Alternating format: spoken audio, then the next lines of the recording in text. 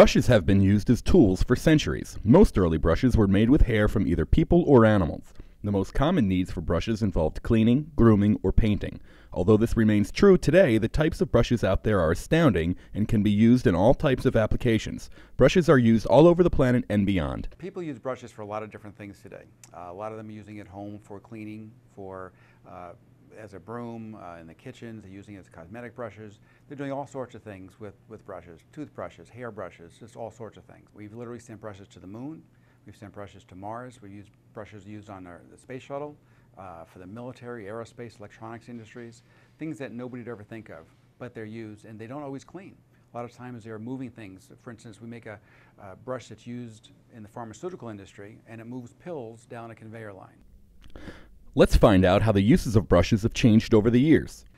Brushing, based on the history that we're able to find, started off with people taking branches from trees and using the leaves as a brush. And then it evolved from there where they started taking corn broom material, attaching it to a wooden stick, and started to use that as a better way to clean. So brushes have been around for thousands and thousands of years. When brushes were first designed, they were made without machinery because everything had to be done by hand.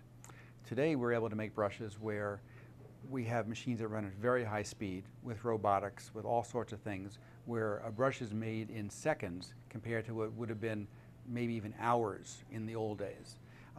The other advantage that consumers get today is that a product that they're buying is going to be a very long-lasting product. As the uses of brushes have changed, so has the need for newer and better materials. Brushes are made out of more materials than you could ever imagine. Brushes are made out of things like sable, out of horsehair, hog bristle. Brushes are made out of stainless steel, titanium, rhodium, things that most people don't even know. Brushes are also made out of carbon fiber, and carbon fiber is something that they use to make exotic sports cars. So just how many different types of brushes are out there? Brushes, of course, are used in painting. They're used in a lot in the medical industry. There's an awful lot of cleaning that goes on in the medical industry. A lot are used in the welding industry.